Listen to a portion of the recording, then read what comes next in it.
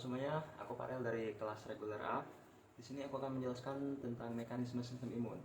Nah, kalau kita dengar sistem imun nih, biasanya itu pasti gak jauh dari yang namanya sel. Apa sih sel yang berfungsi dalam sistem imun itu? Baik, di sini untuk sel yang berperan dalam pembentukan sistem imun itu ada sel punca pluripotent yang belum berdiferensiasi.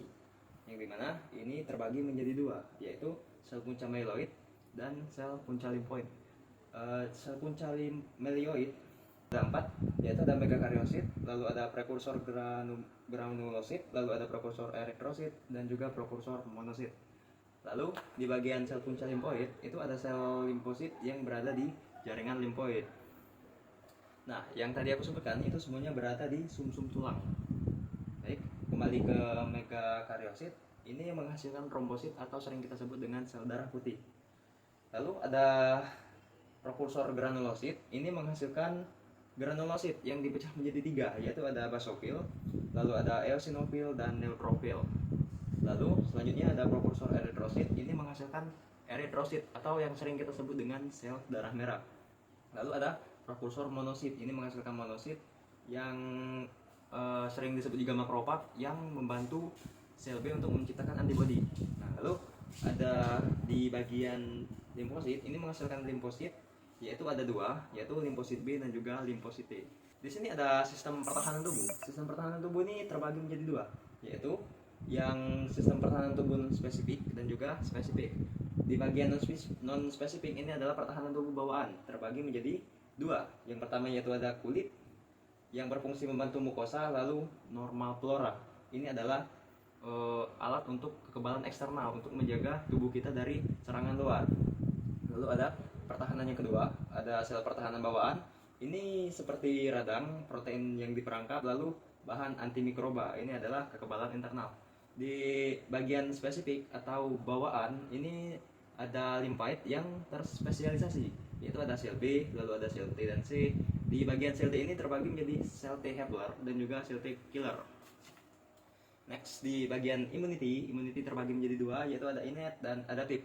Innate ini non spesifik, di mana responnya ini sangat cepat, sekitaran dari 0 sampai 4 jam.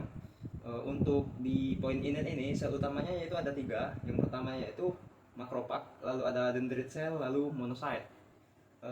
Makrofag ini berfungsi untuk memfagosit patogen dan juga sel yang mati. Lalu di sini ada dendritic cell. Ini fungsi utamanya adalah untuk memberi makan ke sel T. Lalu ada monocyte. Ini adalah prekursor makrofag yang beredar di dalam darah. Lalu di sini juga ada natural killer cell. Ini berfungsi untuk menghancurkan sel yang terinfeksi virus dan juga sel cancer. Lalu di next ada mast cell. Ini berperan sebagai pemberi makanan pada sel-sel yang lain. Lalu granulosit. Granulosit ini terbagi menjadi tiga, yaitu ada eosinofil, lalu ada basofil dan juga neutrofil. Lalu di pojok sini ada komplemen protein. Ini berfungsi untuk membantu kekebalan seluruh seluler dan puporal. Di sini ada T-cell dan juga natural T-cell. Next, ada di bagian adaptif. Ini immunity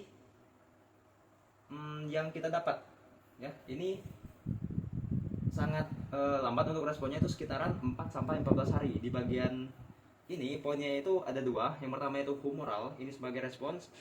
Ini komponen utamanya ada sel B yang memproduksi antibodi, di mana antibodi ini adalah sel yang membentuk angka Y seperti pada gambar. Di next ada lymphocyte. Ini menghasilkan CD4 dan juga CD8. CD4 ini adalah respon imun untuk membantu sel B, lalu ada CD8 plus menghancurkan sel yang terinfeksi. Lalu ada mekanisme sistem imun. Mekanisme sistem imun ini dibagi menjadi 3 poin. Itu ada pengakuan antigen, lalu ada aktivitas dan protasi, dan juga efektor dan memori. Di bagian pengakuan antigen ini terbagi menjadi dua, yaitu antigen dan presentasi antigen. Lalu ada di aktivitas dan prolipasi. Ini terbagi menjadi dua, yaitu aktivitas sel T dan B, lalu ada prolipasi. Dan terakhir efektor dan memori, ini menjadi sel efektor dan juga sel memori. Yang terakhir ini adalah gangguan sistem imun. Gangguan sistem imunnya kita ketahui itu ada tiga. Yang pertama antagonitas, lalu imunodefisiensi, dan yang terakhir alergi. Di bagian antomonitas, ini adalah ketika sistem imun menyerang sel tubuh kita sendiri. Ini dipengaruhi oleh rheumatoid arthritis R. Lalu di bagian imun defisiensi, ini adalah penyakit di mana kita kekurangan fungsi imun.